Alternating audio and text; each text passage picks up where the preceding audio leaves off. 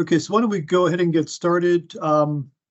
Jared, yeah, just keep letting people in as they show up, but in the interest of time, why don't we just jump right to it and get started with our June 28th, 2023 PPACG Air Quality Technical Committee meeting. And we'll start with introductions. I'm Andy Gunning here with PPACG.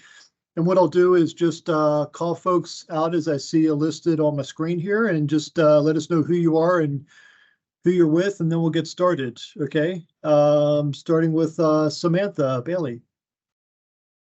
Hi, good afternoon. Samantha Bailey, the Sustainability Program Administrator for the City of Colorado Springs. Very good, thank you. Carly Bauman.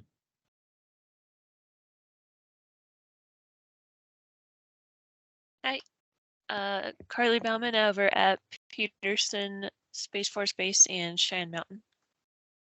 Great, thank you. Dina. Hi, Dina Voitok with Two Roads Environmental here on behalf of the Pikes Peak Council of Governments. Very good. Jared. Good afternoon, everyone. Jared Verner, Public Information Officer at PPACG. Very good. Katie. Hey there, Katie Helm, City of Fountain. Thank you. Kevin Shrewsbury. Yeah, Kevin Shrewsbury with Colorado Springs Utilities. Very good. Megan. Hello, this is Megan Dunlap with Peterson Space Force Base in Cheyenne Mountain Space Force Station. I also have our new intern here with me, Lakeisha Roney. Okay, very good. Welcome. Sylvia Martinez Palacios. Hi, everybody. Sylvia Martinez with Mountain Metro Transit, communication specialist sitting in on for Jacob. And thank you for stepping up very last minute and taking that on. Much appreciated. Thank you. Very good. Sarah Heald. Sarah Heald with the State Air Pollution Control Division. Very good. Welcome, Sarah. And last but not least, Victoria.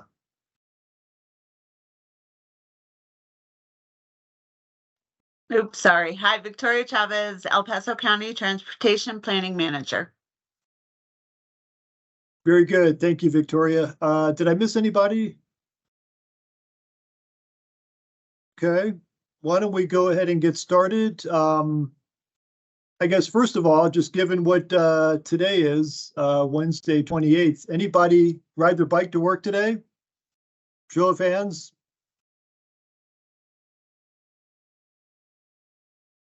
Okay. All right, so 3 out of, what do we have online today? 12 or so, roughly? Good, okay. Good work. Let's keep it up, all right? Good stuff. Andy, I walked from my bedroom to the living room. that counts for something. That was one less car on the road then today, so thank you for that. Yeah. That's right. No greenhouse pollution from my house today. Super. We can maybe claim credit for that too in our GHG reductions for our transportation plan. Good.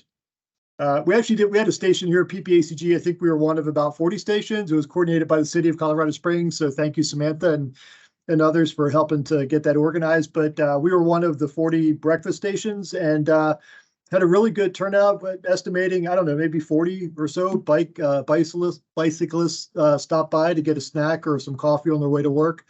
And actually a pretty good chunk, I kind of lost count, but maybe about a quarter of them were working from home and just decided to hop on their bikes and go for a bike ride and kind of show support. So yeah, it was good. It was good morning for sure. Okay, any public comments before we kind of dive into our main items here today from anybody? On items that aren't on the agenda? Okay, hearing nothing, why don't we move into our information items? And yeah, first up, I'll turn it over to Sarah here in just a moment. Yeah, reached out to Rick and his team at the state to see if we can just get an update on what's been happening so far, kind of early in ozone season, but just wanted to get a sense as to what we're seeing so far. here in the summer of 2023 with ozone levels. So with that, Sarah, let me turn it over to you. And I think between Jared and I, we've got your slides and should be ready to go. Thank you, Jared. All right, fantastic. Thank you. So again, I'm Sarah Heald. I'm with the Planning and Policy Program at the Air Pollution Control Division. I work primarily on ozone. So next slide, please. So just kind of an overview. Overall, ozone is trending lower so far this spring and summer. We've had cooler weather. It remains to be seen what happens through the rest of the summer. We've had no major stratospheric intrusions of ozone in the Pikes Peak region this year, and it's not uncommon for us to see one or more exceedances per year due to stratospheric intrusions. So far, none this year. Between May 22nd and 23rd, we did see elevated ozone levels resulting in one exceedance of the 70 part per billion ozone standard. Ozone levels at that time may have been influenced by wildfire smoke. We would need to do additional analysis to determine if that's the case and what the impact maybe was. And be aware that everything I'm presenting today is based on preliminary real-time monitoring data. It has not gone through a validation process yet. Next slide, please. So looking at that May 22nd, 23rd incident, in the Colorado Springs area, what we saw was we were below the 70 part per billion standard at the Academy monitor. At the Manitou monitor on May 22nd, we did see one 8-hour maximum average of 74. And just kind of for comparison, this wasn't limited to the Colorado Springs area.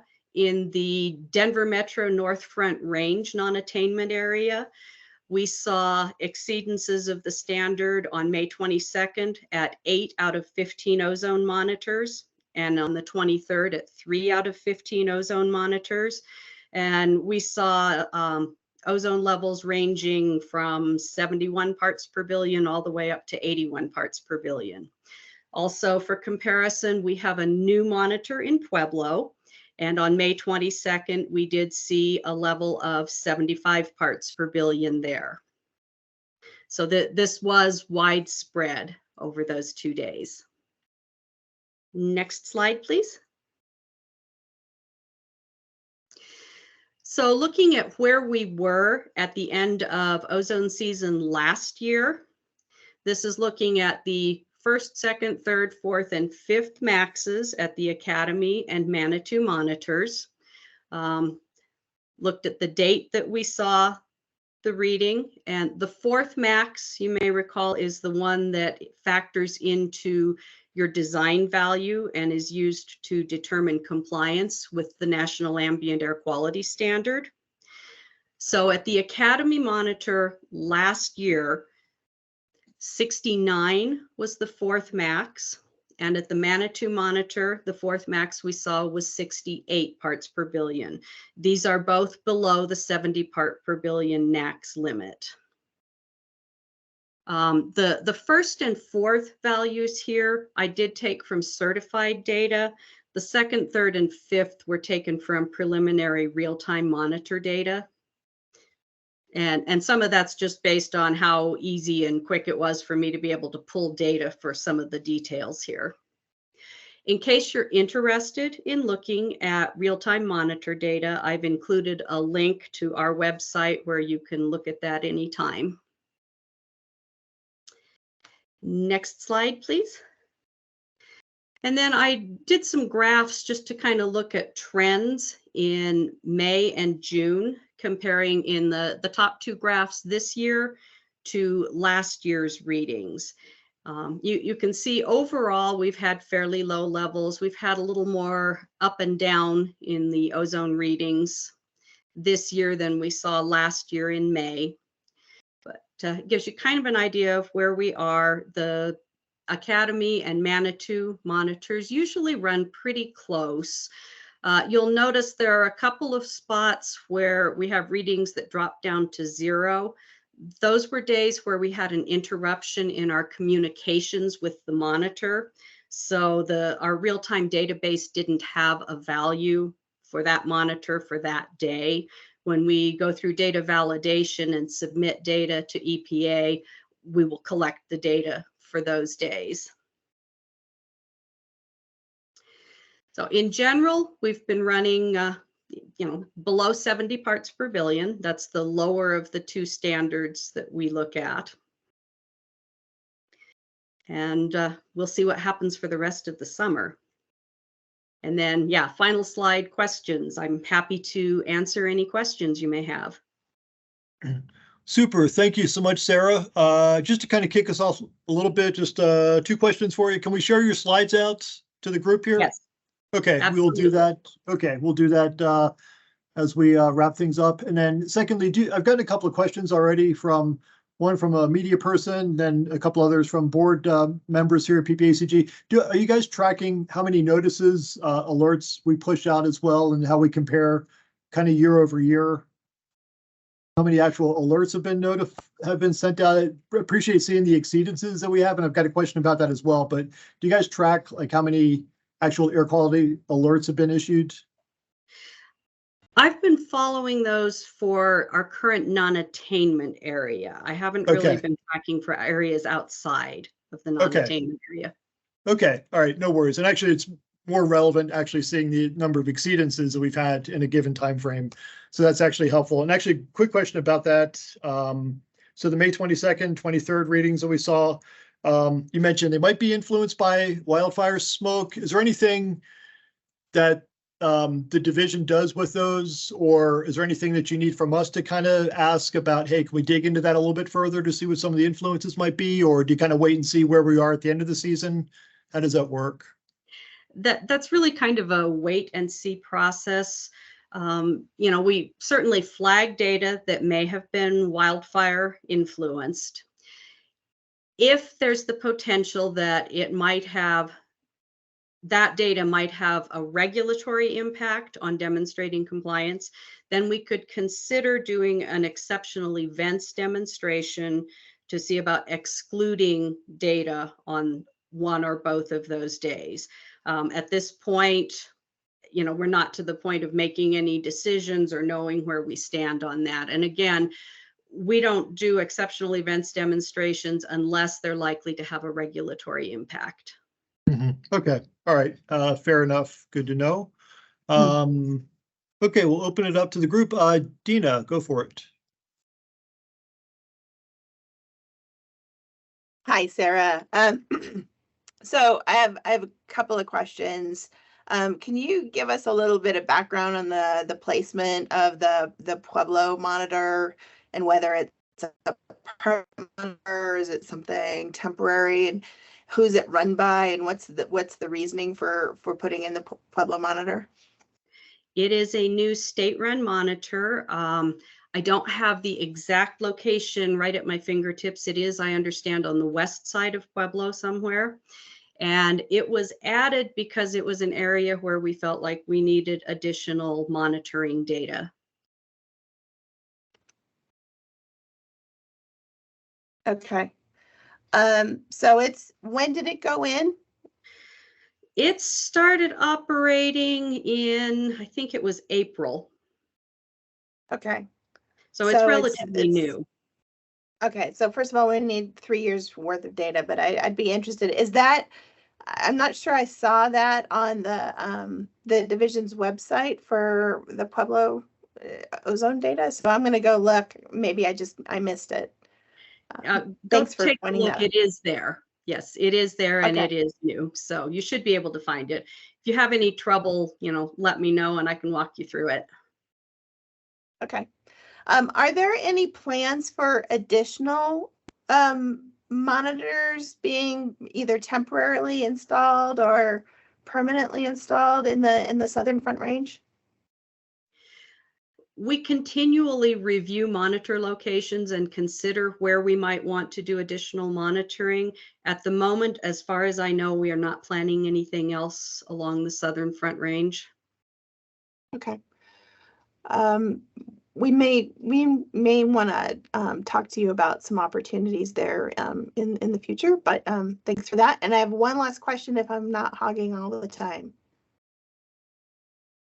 Okay, 3-day advanced notifications. The division in the past years has been, kind of putting out a 3-day advanced forecast saying we anticipate high ozone on these days, for folks trying to take action to maybe change behaviors on those certain days. I haven't been getting those. Is that not being done anymore by Scott Landis?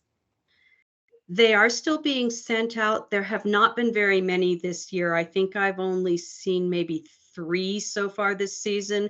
And some of that may be because with the cooler temperatures, we've just been seeing lower ozone levels. Okay.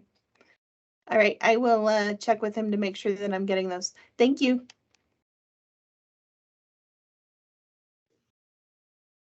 Okay, very good. Good questions. Any questions from anybody else?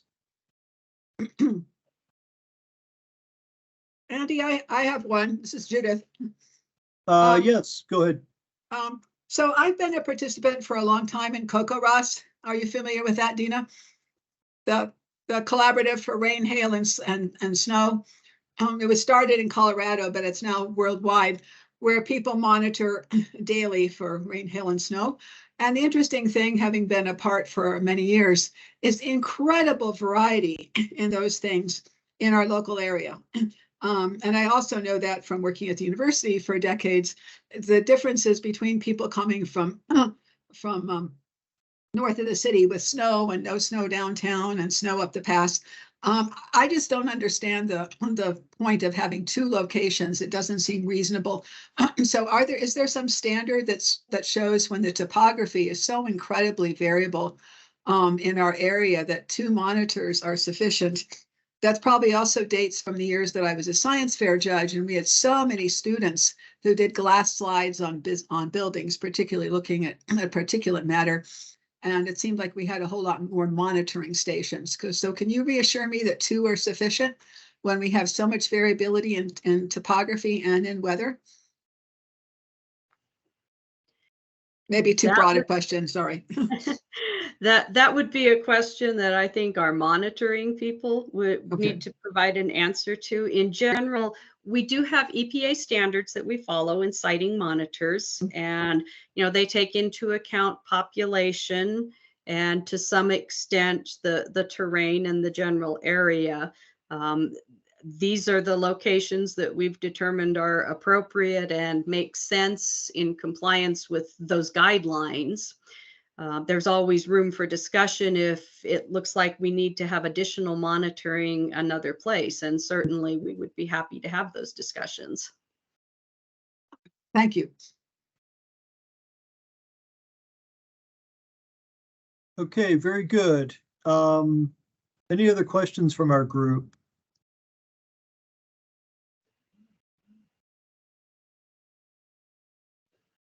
Okay. Andy, I've got one more question. Sure, go for it. So I note that through the Colorado Air Quality Enterprise that the division was partnering with the Regional Air Quality Council up in Denver to put in additional ozone monitors. Can you speak to that at all, Sarah? Like what the intention is and who's on point for that? I'm not sure who's on point for that. My understanding is the intention there is to look at more of a community level and look at where monitors could maybe be cited to help with more community local monitoring. I can look into that a little further and get back to you with an answer. Yes, thank you.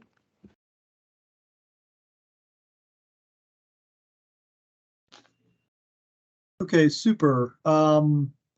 Yeah, if there's nothing else, Sarah, thank you so much. This is all very, very helpful. And I'm sure we'll have you or Rick back here in our subsequent meetings throughout the summer, just to kind of keep track of what's going on and what we should be aware of. But super, appreciate the presentation. We'll get the slides out, and thank you much. Appreciate it. Thank you. Sure. Okay, moving to the next item.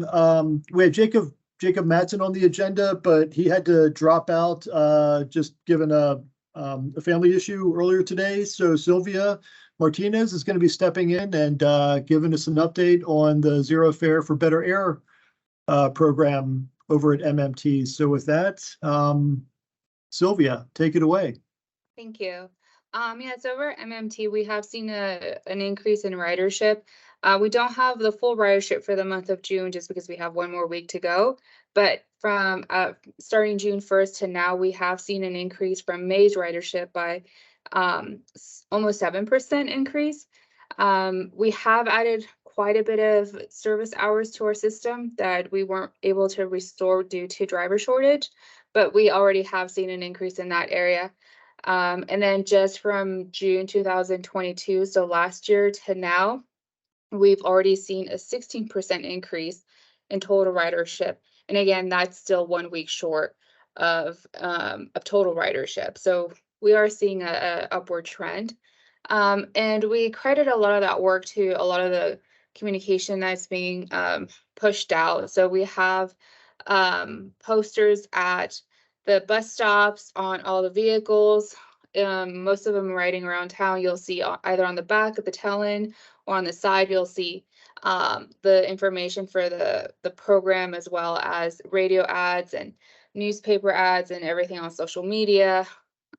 We did, a little blurb on TV, and so yeah, we're trying to get the word out every way possible, as well as handing out whenever we do events.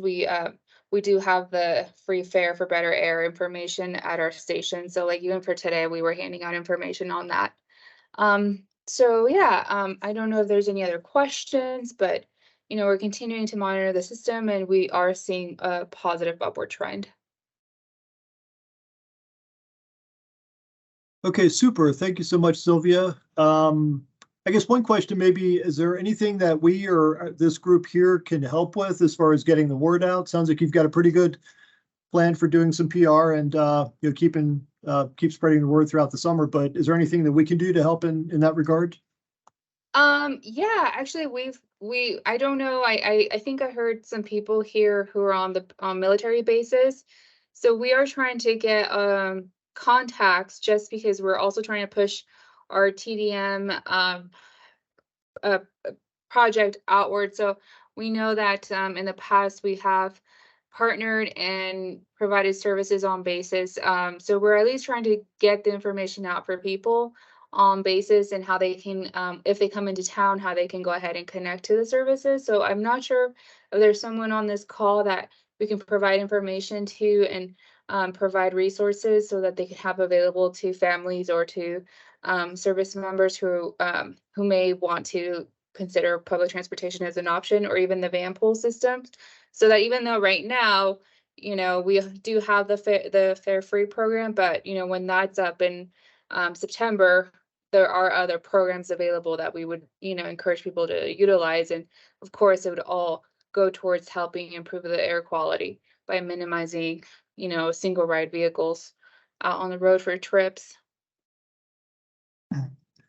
Okay, super.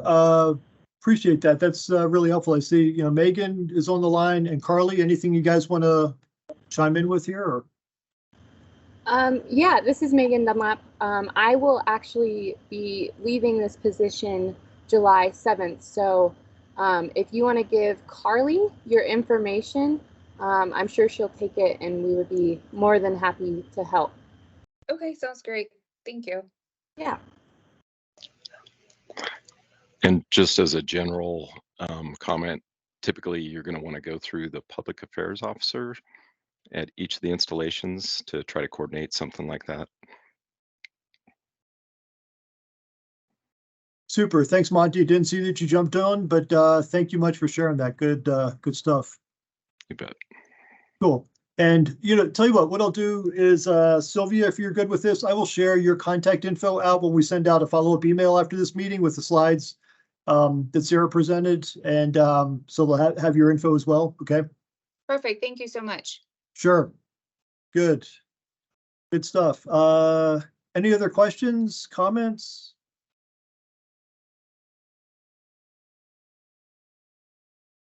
Yeah, keep up the good stuff over there. That's really good. And we're really interested here at PPACG to help in any way we can to stand up and expand the travel demand management options, van pools, carpools, transit usage, and things like that. So yeah, we will stay in touch for sure. Very good. So with that, let's move on to our third presentation information item, and really glad to have Samantha Bailey giving us an update on the Colorado Springs Air Monitoring Program. So Samantha, take it away. Great. Is it possible to share my screen? I don't have like a PowerPoint or anything, but I do have some websites to share. So let's see here. You should see the option, Samantha, but let me know if you don't. Oh, there we go. Cool. Can you guys see it? Cool. Okay. So I believe I spoke to AQTC at our last meeting about the COS Love My Air program. So I'll just give a quick high level overview. I know it's been a little bit, but as the Sustainability Program Administrator for Colorado Springs, as well as working with PPACG on the air quality work, showing, proactive measures and how we're mitigating, ozone as well as other air quality concerns like particulate matter is very important for the EPA Ozone Advanced Program, as well as, general health and safety for the people that live, work, and play here. And so working at the city level when it comes to what's going on at the state and federal level, but also trying to develop a program again. So when we report out our efforts, we can show that we're doing our best to be proactive. Fortunately or unfortunately, with Denver being out of compliance for the last few years, I don't have to, reinvent the wheel. So Denver has the Love My Air program. It's called Denver Love My Air, and it's a localized air quality monitoring network. Denver received funds from a Bloomberg grant, I believe back in 2018, shortly after they were dedicated as non-attainment. With this Bloomberg grant, they were able to purchase a variety of specifically particulate matter sensors. I'm not sure why particulate matter and not ozone, but because they're restricted to this grant, Denver Love My Air has a localized air monitoring network specifically for particulate matter and doing K through 12 education.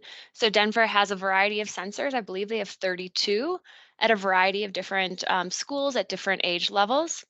And then they do outreach and education, as well as make behavior and policy changes. So for example, if it's a bad air day and summer school is going on, they won't have recess. They regularly report to school district members, as well as the city of the mayor of the city of Denver regularly to report this program. And then with this localized air quality program, you can click on a dashboard and it provides a very clean, aesthetically appealing dashboard so that no matter what age you are, you understand what's going on in your neighborhood. Part of that Bloomberg grant is to scale their project. So we were able to sign a license agreement to have COS Love My Air here in Colorado Springs. What's nice about COS Love My Air that I think compared to Denver or other cities that they've scaled to, I believe they've scaled to Broomfield and as well as some out-of-state areas like in Texas.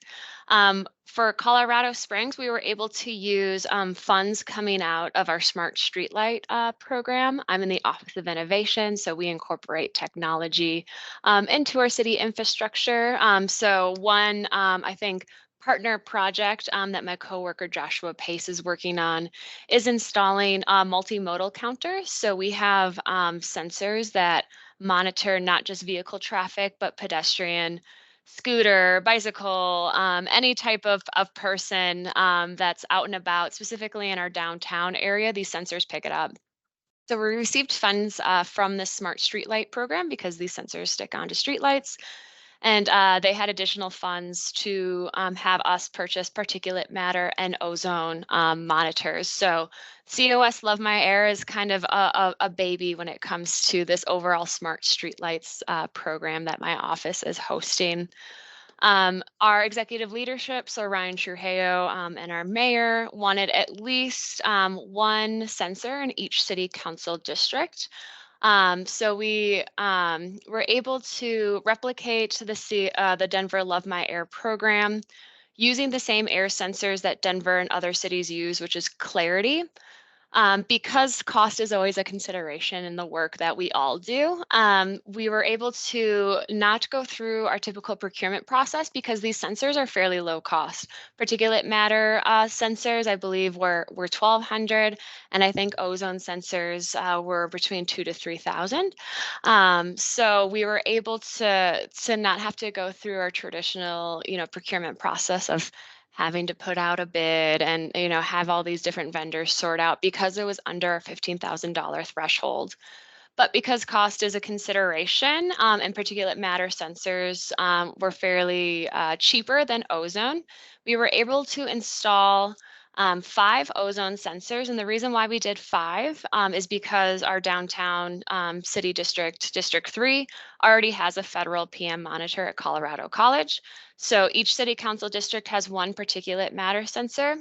And then we were able to purchase 1 additional ozone sensor, working with, I believe, the state and Denver, as well as Clarity, which is the group that provides us with the sensors and the data dashboard. We agreed that having 1 additional ozone sensor along with the 2 federal ozone monitors would be sufficient. But as we know, these ozone monitors are located mainly on the west side of Colorado Springs, and we know that sprawl is happening out east. So these monitors, I'll put up right here on my screen, are located, at areas that are either, owned by the city or, areas that have, citizen concerns, if that makes any sense. And then the ozone monitor, what's great about this is that it attaches to our particulate matter sensor. So that is being installed as we speak. So although we've had particulate matter data for the last month, I hope the ozone data kicks in hopefully by tomorrow or the end of the week. What's great about these sensors is that they're solar powered, so they're cheap and they don't require any additional costs when it comes to energy. So you can literally stick these things on a street light with a zip tie. We want to be a little bit more cautious than a zip tie, so they are clamped on. But it's really exciting to have localized data because we do, at least what I've been seeing in the last month, that these have been up. Differences in different areas of city council.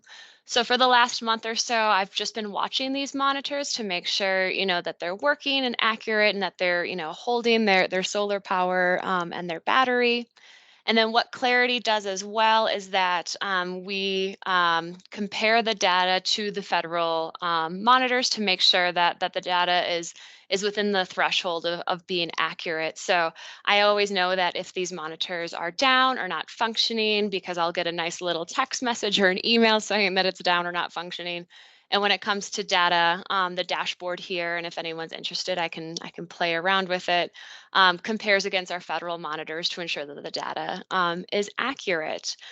The life cycle of these sensors is between 2 to 4 years, so we're calling this a pilot program, and we hope that this data will promote more outreach and awareness when it comes to our air quality. We are dedicating an entire website to COS Love My Air, which is in the works currently, as well as hoping to connect these to our current outlets like our Go COS app. So when you open up the Go COS app, there'll be a nice green, yellow, red, purple, color categorization, as well as a dashboard on the Go COS app. So you can look at how, your closest air sensor and see your localized data through the app, as well as connecting the data to Springs TV and hopefully replicating Denver by having this data be connected to our K through 12 education system with their nice TVs that they have where they display announcements and other things going on, as well as public safety measures. A few schools do have a nice TV setup that we hope to connect with. The nice thing with Clarity as well, and because other cities and of course it's not showing up like Denver uses Clarity. Not sure why it's not appearing, but you can compare. Maybe it's a different button. Sorry about that. You can compare the data. So let's say you're someone that lives in Colorado Springs but commutes to Denver. There will be access. Shoot, I don't know why these aren't connecting to other cities, of course, when I present to you guys, but it does. I promise it's there. You can connect to other Clarity sensors to see if you're traveling from, let's say, Colorado Springs to Denver. You can see the Clarity data sensors through this dashboard, as well as we're going to connect our data to the Denver Love My Air app. So if you can download Denver Love My Air for Apple, Android, and desktop, and that will show all the way from Boulder and Broomfield to Colorado Springs air quality data. So we have a fantastic partnership with the city and county of Denver. So my goal again for this project is to create more outreach and awareness. I think what I want to learn from AQTC today is two things, and they're two pretty big questions. One of them is we potentially have additional data official. We have additional funding available to potentially purchase more monitors, whether they're particulate matter or ozone. We do have some interest from our planning and parks departments to install air monitors at, let's say, Garden of the Gods. But if there's any additional locations that anyone here at AQTC would like to share, I would love to hear your feedback. As well as, with this COS Love My Air website, hopefully, turning live in the next month or so. What would you like to see on that website, or what you think, the public or an audience that maybe you serve with your respective organizations would like to see on the website? So I'm going to stop rambling. Snowball into something, but again, happy to take any questions about COS Love My Air, and I would love to hear feedback specifically on those two things, and I'll put it in the chat. Location of additional sensors, as well as what tools or resources you or your audience would like to see on the Love My Air app. Hey, Samantha, this is Monty McVeigh. You might want to consider some of the newly identified communitively impacted communities. Those are all identified in the EnviroScreen tool. Absolutely. I do get regular emails, and again, I meet pretty regularly with City and County of Denver. So in Colorado Springs, it is our southeast that is our region of concern. So that monitor is located at Deerfield Hills Community Center. So yes, I love the EnviroScreen tool. I think it has a ton of really good and interesting data. So I totally agree, and I meet regularly with our planning department as well, and they're working towards a variety of different planning documents that they're going to include COS Love My Air. I think what this program is lacking, and I think it's a common thing that's seen in government, is I can only do so much. I'm not just the Love My Air person here at the Springs. I have a variety of other projects, so I'm trying to do my best when it comes to outreach and awareness. And I think part of that is I need to either, hire someone or do more than just a website. A website's pretty, impersonal, especially when it comes to our underserved communities, how to get the word out about air pollution.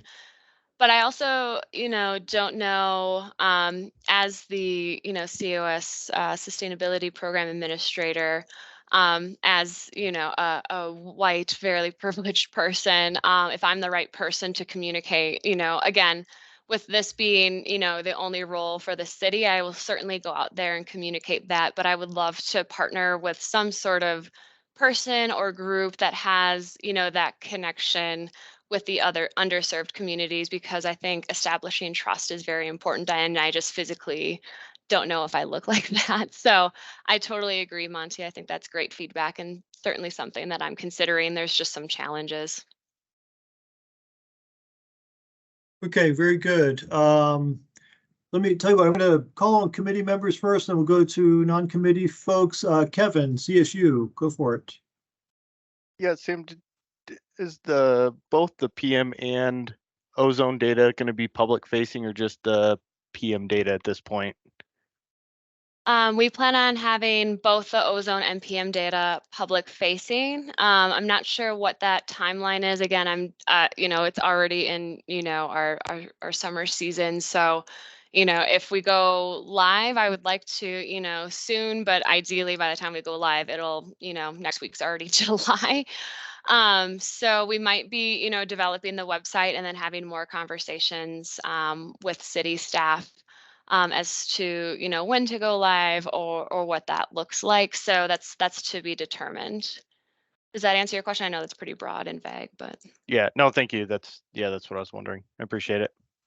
And a little bit of a follow-up to that, Samantha, if I could, because I was thinking about this too. Do we know, based on implementation of these monitors elsewhere, like up in the Denver area, how they do compare accuracy-wise to the official federal state-installed monitors? If, say, for ozone, for instance, if the standard is 70 parts per billion, are these monitors within plus or minus a couple of tenths of a percentage point, you think? Or have you seen anything around kind of give or take the accuracy with the official monitors? that makes sense. I would just have to look because I want to make sure I don't share the wrong data point. There Sure. is a point plus or minus from the federal data that will tell me that there's something going on with the monitor. I just don't know what that is, and I can certainly look into that and report back. But on the Clarity dashboard, it does have the particulate matter and ozone monitors from the federal sensors on the data dashboard. So it's Okay. not like I have to go to like the state's website to do this comparative analysis. I can see it on the Clarity dashboard. Okay. So I'll be sure All right, cool. to share that out. I just want to confirm that number is accurate. Sure. Okay, cool. That makes sense. Okay, good. Let me see. Judith.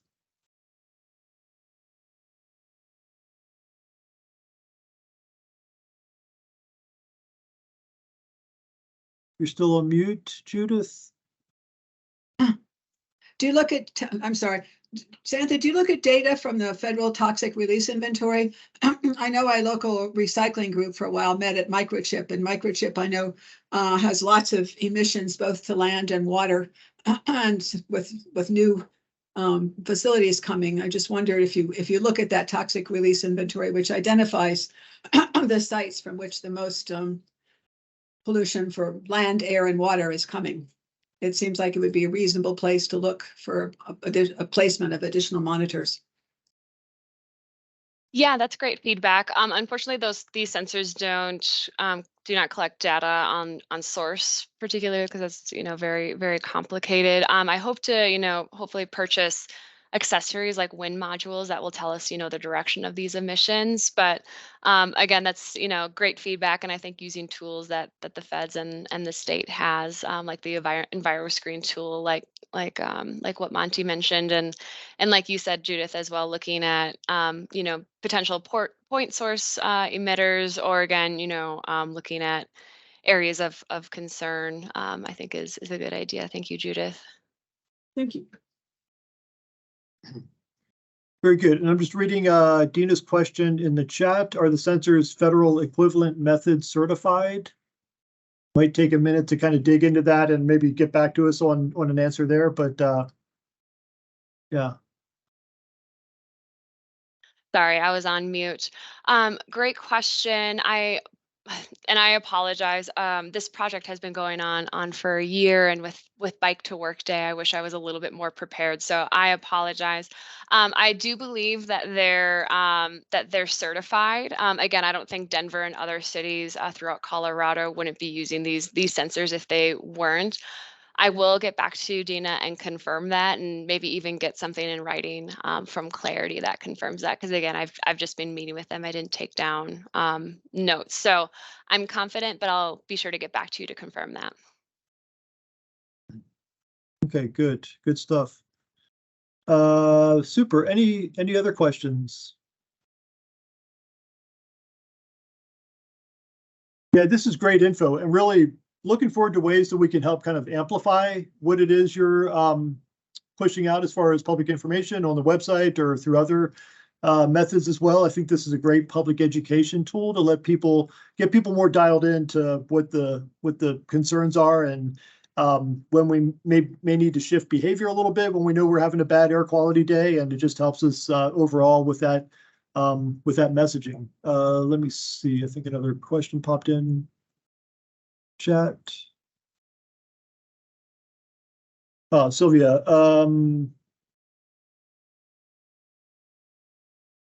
will there be a soft call to action as you're doing the rollout?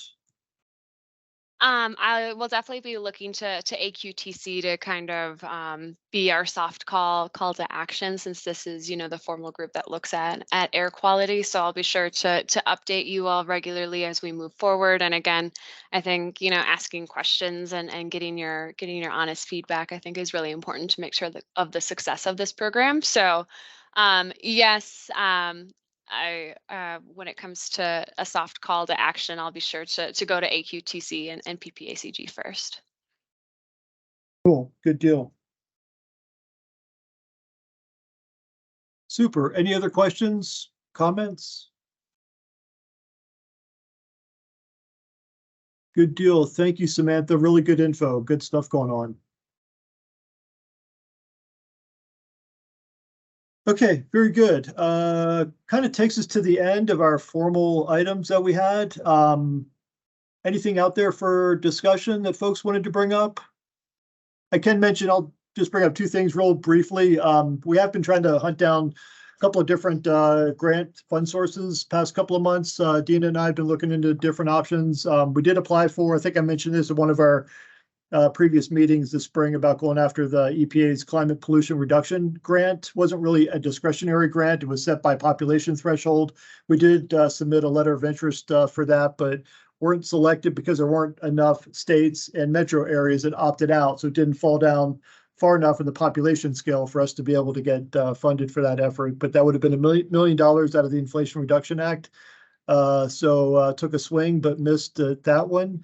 And also we did put in a request, I guess it was last month, with the state, with the Colorado Air Quality Enterprise to bolster some additional monitoring and analysis in our region. And unfortunately, we also failed at that one, didn't get permission to kind of move on to the next round in their RFP process. And it sounds like the enterprise that's been stood up at the state level is primarily focusing on non-attainment areas for right now. We're really trying to get word with the state, and appreciate Sarah. I think she's still online here as well, that even though we're not in non-attainment at this point, we're really concerned about, you know, the numbers that we've seen the past couple of years, and, you know, not sure when EPA is going to do a review for a determination of attainment, but we want to keep doing what we can to stay on the right side of the boundary, but trying to hunt down different funding sources to help us in that regard with analysis and strategy development, but just haven't been able to bring any funding back yet for those efforts, but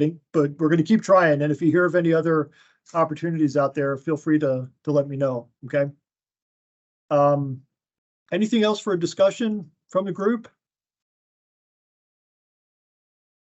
Any future items of particular interest that folks want to hear about? Going once? Okay, otherwise we will work up an agenda and blast that out for our July meeting. Obviously, continuing to focus on how the summer season is going this year. That'll be a big part of it. But if you have any other thoughts in the meantime between now and the end of July, certainly let me know. Okay. All right, if there's nothing else, I think we're ready to adjourn. It's 1:50, and thank you all. Good information today. And yeah, let's stay in touch. And we'll follow up with an email with the slides and other contact info. Okay. Thank you all.